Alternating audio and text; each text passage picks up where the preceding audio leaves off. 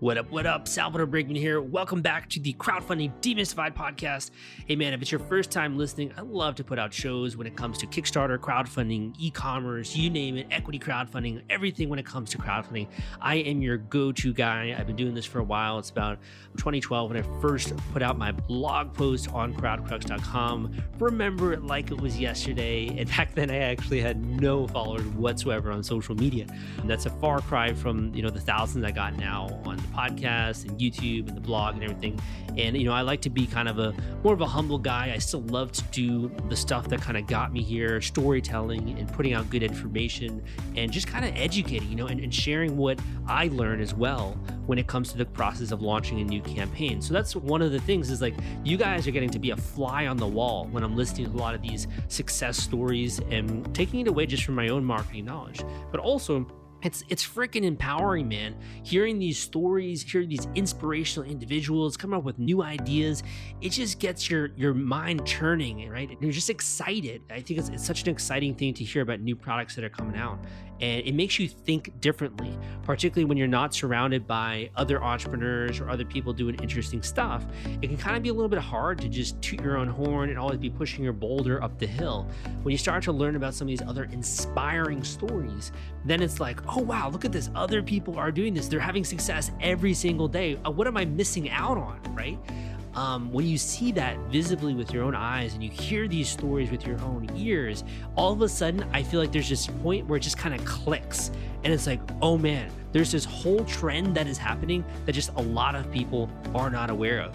And I am privileged to be able to be living in a time when this is happening, when people are supporting projects online, when people are buying products online, and the world is at your fingertips. I can't tell you just the phenomenal level of leverage you have, being able to do online marketing, being able to have a video that's seen by thousands of people. There's so much incredible opportunity nowadays. Like it's just, to me, insane, if you're not involved in the game.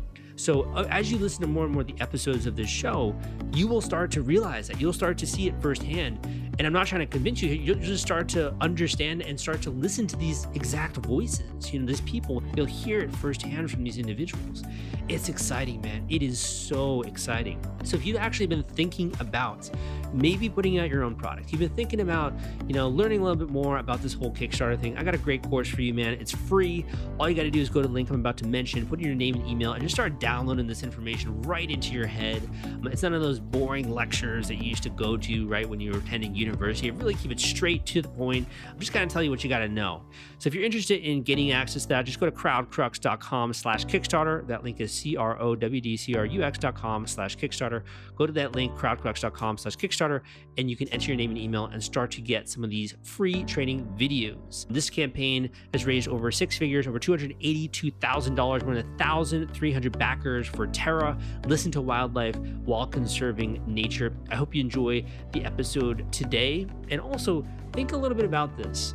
If you maybe could put out a product and you could even just maybe get a little bit of traction there, how freaking cool would that be to have other people owning your product, holding it in their hands, using it every day? That's exciting. That's really the reason why so many creators get into this game. And if that's something, that vision excites you, I think you're going to want to listen to even more episodes of this show. But I belabored on. Thank you so much for listening. Let's get into the episode right now. Hey guys, welcome back to the Crowdfunding Demystified podcast. Today we are speaking with a six-figure Kickstarter campaigner for Terra. Listen to wildlife while conserving nature. This is a device that listens, identifies, and connects to the birds and nature around you while building a massive new conservation network. And we're privileged enough to have the creator, Scott, here on the show. Scott, welcome to the podcast. Thanks so much for having me. Happy to be here. So to get started, do you think you could maybe describe the project and the product to the listeners, just so they have an idea of what you're doing here? Sure. Terra is a device that you buy and put in your yard, a wall or outside wall or a deck, and you hook it up to the companion app that it comes with, and it lets you listen to outside sounds when you're inside. So basically, you can listen to birds at your bird feeder or natural sounds, even when you have the windows closed or it's too hot or too cold or there's a bunch of pollen in the air. Terra does a couple of other really cool things, though. It also lets you listen to places around the world, so it can connect to curated sites like a watering hole in Africa or a jungle in Panama. So you can actually listen to those sound environments while you're working or sleeping or hanging out or doing whatever. You can stream it over a speaker or listen to it on headphones. And then Terra also does something sort of unique in that each Terra device that people buy and put in their yard also uploads information to a central network. That data is going to be super useful for conservation because what it's going to allow us to do by listening and also by using a radio tracker that's built in is it's going to be able to pick up the sounds birds make when they migrate or when they sing. And it's also going to pick up the radio signals from radio tags on birds, and it's going to track migration in real time, which is something we've never been able to do before. And so it's a really cool twofold kind of process because on the one hand, you're able to get this great benefit of connecting to your local nature, which I think personally has been a really wonderful thing for me. I'm a very passionate naturalist and birder. And it also creates this brand new conservation tool that really could make a major change in the way we understand wildlife and conserve it. How did you come up with this idea, man? I mean, this is super innovative, really interesting, does some good for the world. How did you come up with this? I just thought it up like a couple of days ago. No. I'm a birder, and my co-founders are also birders and have been working in the field of education and technology for many years. And my co-founder, Mike Lanzone, who's the CEO of Cellular Tracking Technologies, which actually builds bird tracking devices and has innovated a lot in that field, he kind of started thinking about creating a network of microphones and radio trackers 15 years ago. Meanwhile, I co-wrote a book called The Warbler Guide and have worked on and authored a couple of apps about bird identification. And so we both have very similar goals, which is to conserve wildlife, but also get people connected to wildlife. Because my feeling is that, and I know this from personal experience, if you don't notice it, you don't care that much about it.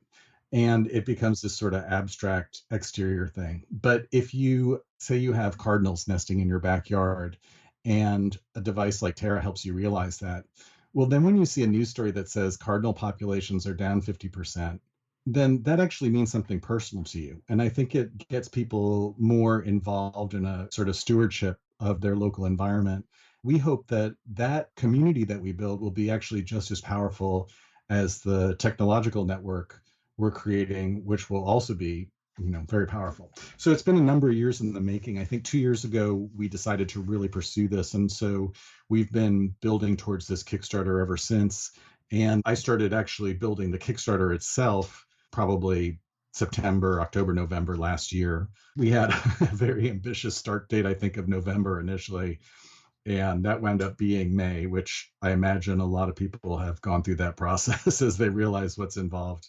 Yeah, what I love about that too is like we tend to forget that human beings actually live around nature, and we just kind of build all these structures and everything. And there's such beautiful stuff outside to listen to and experience. So that's super cool, man. One of the questions I had for you here is when it comes to the product and the campaign, like it's one thing to be a bird watcher or to really be enthusiastic about nature. It's another thing entirely to bring a new product to market. How long has this been in the works, would you say?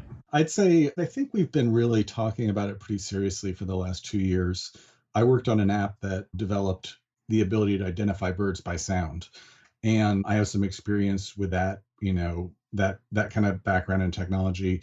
And like I said, Mike has done a lot of work with tracking birds and creating these devices. So I think 2 years ago, we sort of happened to run into each other when we were both birding here in Cape May, which is where I live. It's the southern tip of New Jersey, and it's this really pretty resort town, but it's also maybe the best spot in North America for birds. So we've got a lot of bird-related stuff going on here. Anyway, we ran into each other and started talking about it and realized that we were really on the same wavelength and that we could help each other, create this new project and bring this idea to life. And I think that's when we really started to pursue it in earnest. When did Kickstarter come into the picture? Because if you have this great idea and you guys have the ability to pull it off, when did Kickstarter and that conversation begin to enter the picture? Well, it's interesting. So I think that pre-COVID, we were actually trying to figure out the best way to fund it. And one option was to just fund it ourselves and to use CTT as a funding source for this. And that was sort of on the table. And then COVID hit and a lot of stuff happened with business, and CTT weathered that storm and has come out on the other side, but they had less, sort of cash to throw around, I think, because, you have to stockpile inventory and all those kinds of things. And also, as we talked about it, we felt like actually Kickstarter was sort of a perfect fit because we didn't want to go like a VC route. We didn't want to share our dream with somebody who was more interested in just sort of making money. And we really wanted to create a product that creates a community. And for us, Kickstarter sort of fit that perfectly because you're building a community and also building the funds at the same time. And I think it sort of mirrors what we're trying to do with the device. So it wound up sort of being just the right thing for us. Cool. And then when you kind of decided on that, I think you mentioned this past November or so, right? Is when you were really starting to get together and bring it the early stages. Yeah, that's right. And kind of what did that look like? So you've never done a Kickstarter before. It looks like this is your first campaign. Like, Sure. Well, it looked like sort of kind of a chicken running around with its head cut off, I guess, initially. The first thing we did, which actually I think was a good idea, is we just sort of asked everybody what they thought and sort of started reaching out. Have you done a Kickstarter? Do you know anything about this platform? How do we make a successful Kickstarter? We looked at other successful Kickstarter campaigns and tried to figure out how they were laying out their pages and what they were doing with their social media presence and their ad buys. And so we tried to get a sense of what that behavior was like. And at the same time, I was going online and looking for ways to learn more, just the fundamentals of Kickstarter. And I came across Launch Studio. Julio Terra, ironically, is his last name, or Julio Terra is his last name, which happens to be our product name. And I took his master class. And that was really the best few $100s I think we spent, because it connected us to, first of all, to Julio, who's a very experienced former Kickstarter person who has a lot of knowledge and information to give and is very generous with that.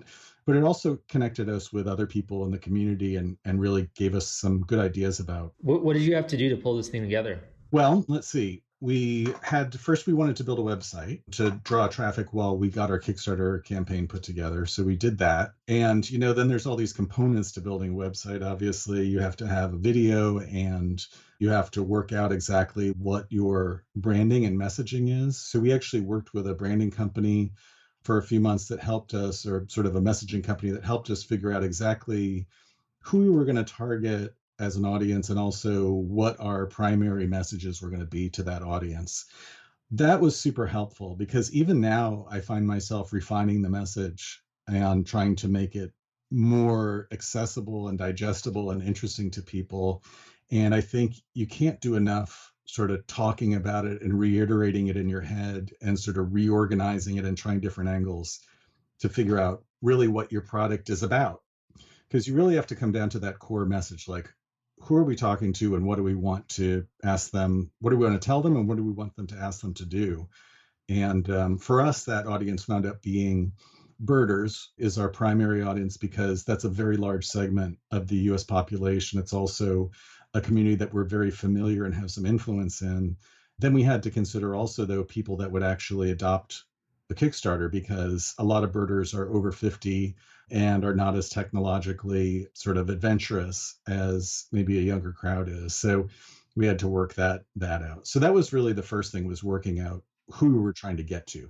And who's going to be a consumer of the product, and setting up the website there. What would you say would be like the next biggest thing that you really had to get squared away? I think the next biggest thing was figuring out, aside from creating the content, which is not a small thing, we needed to create a prototype. Which actually turned out to be a delay for our campaign, because we realized, what Kickstarter is, I think rightly so, wants you to show a real working product. And although CTT makes products very similar to this, and we have no doubt whatsoever that we can produce it, and we have the supply chains and all that stuff, which is a big advantage.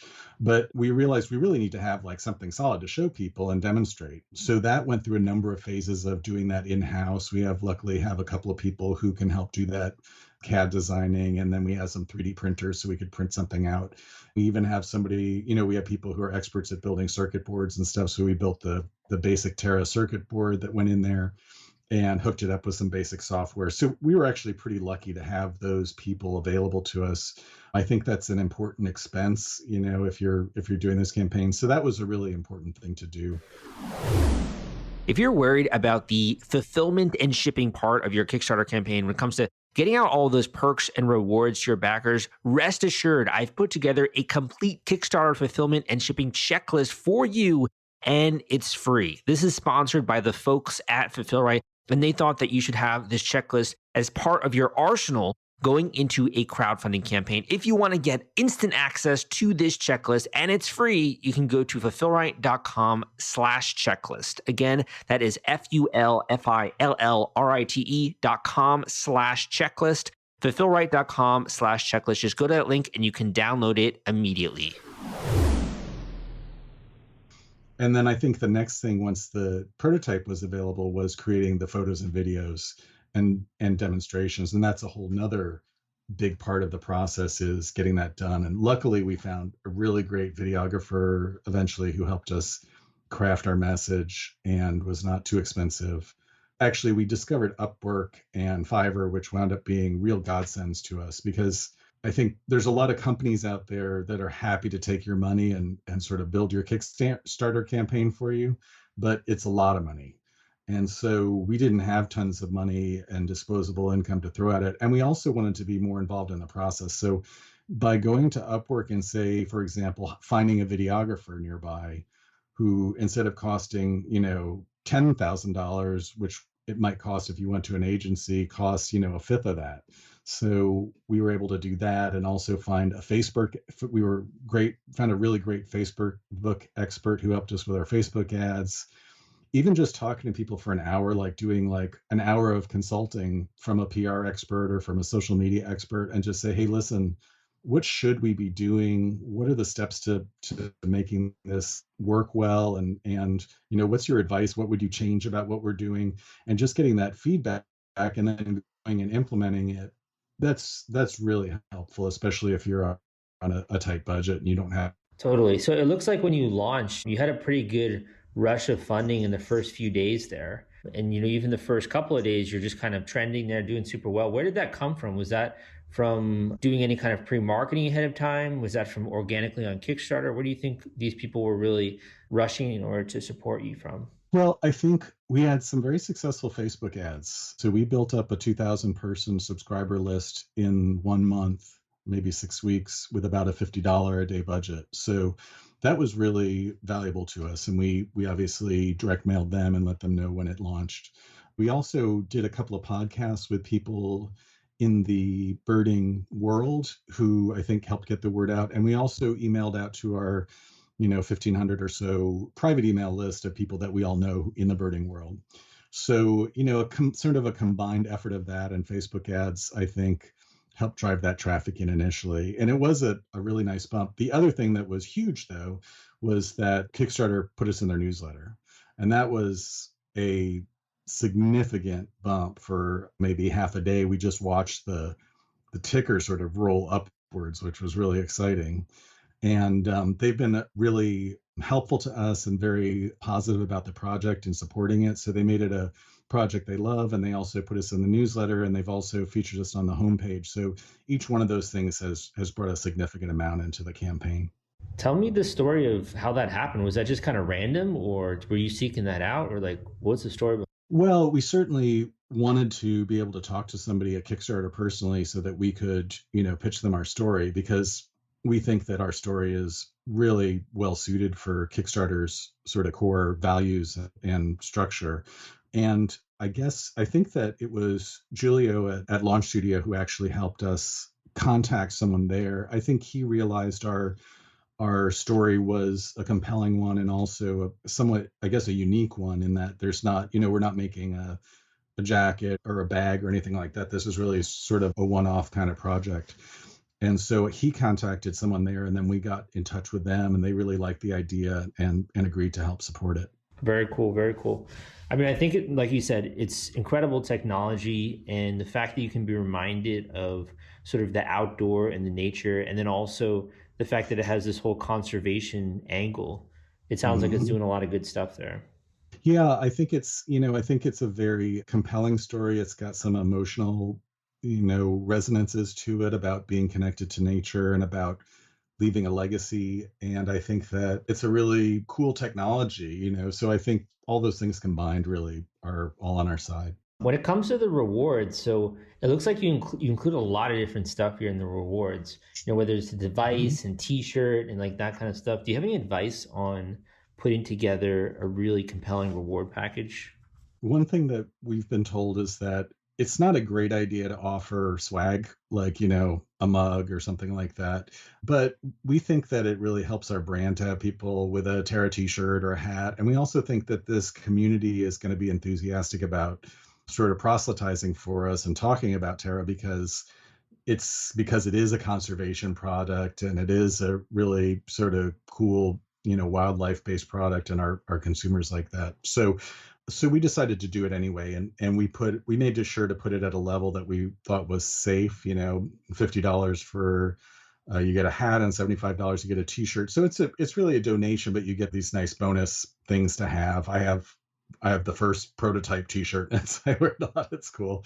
We have a cool logo and everything. And then as far as putting the packages together, we really just thought, well, we'll let people buy one or two at a discount or even 10. And believe it or not, that 10 Terra package, which I think is around $1,300, has sold, I think we've sold at least six of those. So I would say one thing, don't underestimate, give the people the option to go higher. Always give people the option to buy the big ticket item if they want to. And if they don't, that's fine, but at least it's there for them to reach for. Yeah, definitely. I mean, also, it's I think it's a way to make it a little bit easier to hit those larger numbers. Also, on Yeah. that front, like, is there any thought process behind setting your goal? Because a lot of the campaigners that come on our show typically set a lower goal. You guys have a bit more of an ambitious one there. Did you have any thoughts on setting the goal when it comes to the campaign? Yeah, well, it's an ambitious project and it actually requires a lot of investment to get it off the ground. When we build Terra, we have a working prototype and we have some basic software, but the more money we bring into it, the sort of more of a finished product we'll be able to get. And in terms of that, the sky is sort of limitless. The sky's the limit in the sense that that was a weird way to turn that phrase. The sky's the limit in that I have an app developer that I've worked with that I really like. And for apps, you can spend anywhere from, $10,000, in which case you probably won't get a very functional app, up to $200,000 or more. And unfortunately, there is a correlation between quality and what you spend. Same for engineering, same for doing the back server work and creating all that. So we really need a fair amount of money to get this project off the ground. So believe it or not, the number we set, which is 266,000, I think, is actually a base number for us. And we would really like to have more than that to start, but we can make this happen with that number, but we'll have to do more fundraising afterwards. And also, we won't be able to get the top industrial designer, the top app designer and stuff. And so the more we can get into that, the better base we'll have when we start. Now, I think it's really important to get this device out there, and it'll certainly be a great device regardless, but it's just a lot of money to build something like this. Also, the more people you get behind it, the cheaper the device becomes because there's that initial startup cost. So there's a function that we're dealing with as well. Yeah, definitely. So I was looking through your comments. You have a lot of great commenters, man. People who love the solar and battery option, looks like there. People who are saying that Mhm. it's a great concept, very happy to be a backer. People who Mhm. are excited for it to be funded. So they're connecting with it in a lot of different angles. For you, like, what would you say is the most rewarding part of this? Is it the bringing together the technology? Is it the impacting the world? Is it the having the commenters and that kind of stuff? What's been the most rewarding part of this process? That's a good question. I think that probably the most rewarding part is feeling like we can do some good in the world with it. It's really nice to see a community of people who also think that this project is worthwhile and that it could be fun to have, but also create some value for the world. That's really important to us. And I think that providing a new tool for science would be a major accomplishment. And simultaneously building a community of people who are more conservation minded and want to get connected to nature. I mean, that's exciting to me. And the most exciting person for me to get involved is someone who's just curious, like not someone who's already a birder or somebody who is, really into nature. I'm actually most interested in those people who are, I wonder what birds are in my backyard, or I wonder what happens when migration happens. That I've heard that birds fly overhead overnight. I wonder what that's about.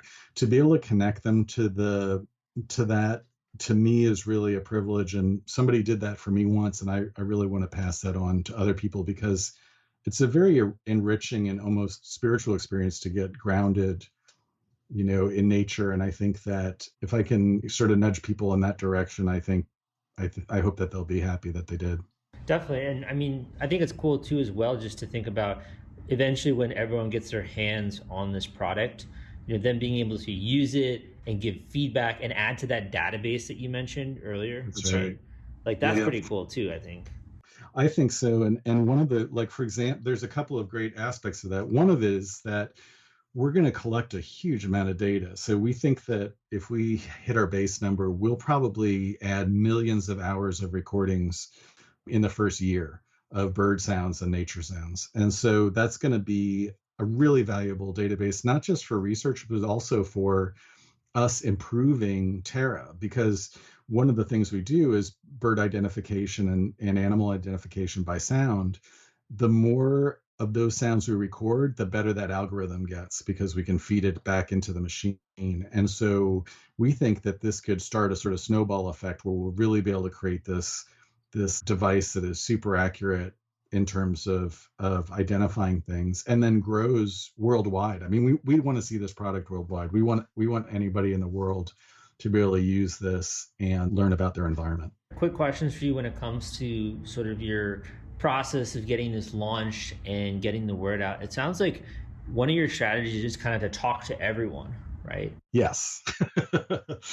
I don't think you can hurt yourself by talking to people. I mean, I guess you can, especially if you've had a couple of drinks. But I think that if you go out and just are honest with people and tell them what you're trying to do and tell them why you're passionate about your product or your project, I think that's, you never know where you're going to find the help that you need, or where you're going to find someone who says, oh, you know what, my brother actually works for NPR and he knows so and so, or a friend of mine actually works at this technology company that's working on a similar kind of technology. Maybe you should talk to them.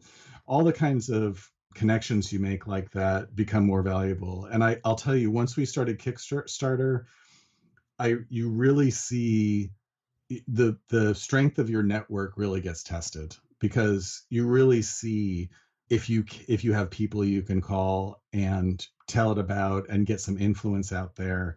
And I think that building up those connections before you get to the actual launch date is really very valuable. I wish I did more of it. I mean, we did a lot of it, but the more you do, I think the better off you are. So some people will be, I think, a little bit shy about that because they don't want to like interrupt people's day, right? Or they don't want to feel like they're pleading or like begging for something. What was kind of your mindset going into it, in order to position it differently?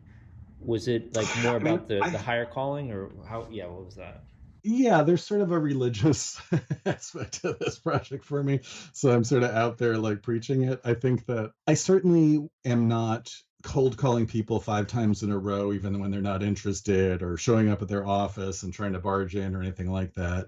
Mostly what I'm doing is sending out emails to people, and leaving voicemails with people I know and sort of telling them how excited I am and telling them I'd like to get their feedback on it. Honestly, I think for most people, being involved in an exciting new project is a break from their workday, and I think they're excited to talk about it.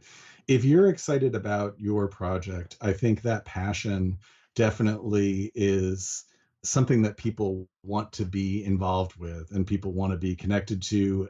Even if they're not contributing to it, I think that it's sort of fun to be around. So I would say don't be a jerk, but definitely be aggressive about getting the word out to everybody, because you need help. I mean, everybody needs help on a project like this. Everybody needs help with a lot of things. And I think you shouldn't be embarrassed to ask for it. I think that it's a positive thing. You're doing something positive. So I think, don't be shy. I think the other thing is like, you're competing with all of these other marketers, right?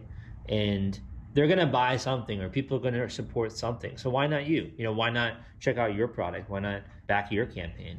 Because Absolutely. they're going to be spending their time some other way, Yeah, and there's a lot of professional marketing and advertising going on out there, but I don't think there's a substitute for sort of getting to talk to someone personally, or sharing a personal social post about how excited you are about something, or writing a personal email to someone that is a conversation with them, because that marketing and advertising people are very numb to, and I think they're on to most of those tricks. But genuine passion and interest in your product isn't a trick. It's a real thing, and I think people will get invested in that. Well said, well said. Well, when it comes to the project, do you have any things that you'd like to share with the audience? Where can they go and learn more about this? I know that you have 22 days to go here. Where can they go and check this out? We have a website called terralistens.com, but frankly, we're just sending everybody to Kickstarter, to the Terra project, because it has most of the same information on the Kickstarter page, and that's where you can support us. So yeah, I would say go to our Kickstarter and check it out. We have social media presence on Facebook as the Terra Project. We're on Twitter and also on Instagram. So you'll see us there, but mainly go to our Kickstarter page and see what we're doing, because we think you'll like it. And as my last question for you, if you want to speak directly to the audience, to speak to someone who is kind of in the beginning stages where you were with this product, where they have a product idea, they're working on just beginning to pull it together, what's like a final word of encouragement you might share, or a final tip, or something you'd like yourself to know if you could go back in time to that beginning stage? And we can kind of end on that note.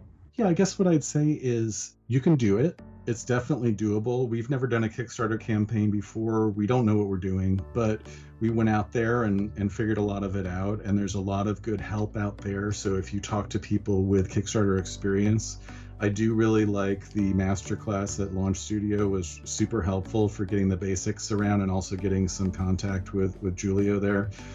Don't underestimate the time it's going to take. We certainly did that.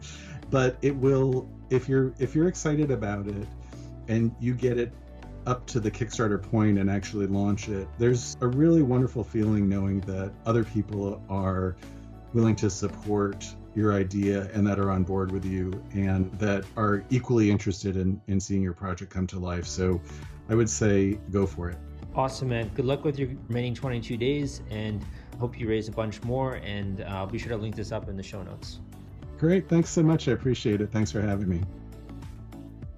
Thank you for listening to this episode of the Crowdfunding Demystified podcast.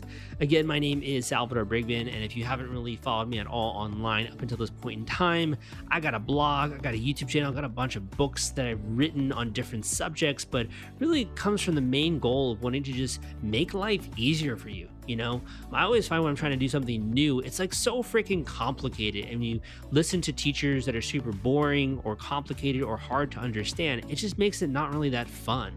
And I really wanted to inject the whole Kickstarter process and the Kickstarter launch formula, the book I wrote. I really wanted to inject this level of passion and enthusiasm and make it easy and simple. That's not rocket science. Like, you don't have to decode all these different key terminologies and try to figure this out yourself. It should be easy, man. It should be straightforward. It should be a formula. It should be a paint by numbers, because let's be honest, like, you don't want to just learn this whole craft and spend your lifetime doing this. You probably want to get back to making more products. You kind of want to get back to bringing new cool stuff into the world. You may be a creative type or a product designer or an engineer, and you just want to get your thing out there, and that's really what I designed all of my teachings around, is to try to hold your hand as much as possible and just make it easy and non-scary for you to really master this process. So if you want to kind of learn a little bit more about this, first of all, go and listen to some of the other episodes I got out there. Number two, enroll in my free course at crowdcrux.com/Kickstarter. I also got one on PR and getting media attention specifically. You can check out that one at crowdcrux.com/PR, which will actually, I think, is incredible for a few really unique ways to get media attention for a campaign. But that being said, if you really want to take the next step here and you really want to get help in that way, you're looking to kind of go beyond just education and training, you can go to my website, crowdcrux.com. I got a few offerings there for you, coaching, etc. You can learn a little bit more about that on my website, or you can reach out to and contact me directly. Gotta be honest with you, I'm seeing massive inflow nowadays, and I'm getting pretty selective with who I decide to work with, just because I don't have the time to be working on all these different projects and everything. So it would be great if you could share some of your information, make sure you keep it succinct, and try to get your ducks in a row as much as you can. It's going to be more useful that way. If you're still in the learning stage, just go listen to some of the other free stuff I got out there on my YouTube channel, on this podcast, etc. But I really do appreciate you as a listener. I do respect your time. Thank you so much. I hope that this was useful and informative for you. We really cut through the BS, and look forward to having you listen to another podcast episode. Thank you so much. Hope you have a great week.